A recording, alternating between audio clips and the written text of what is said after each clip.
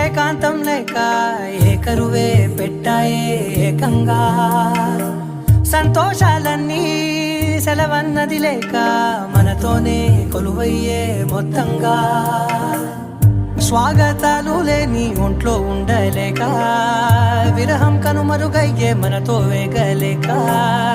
కష్టం నష్టం అనే సొంత వాళ్ళు రాక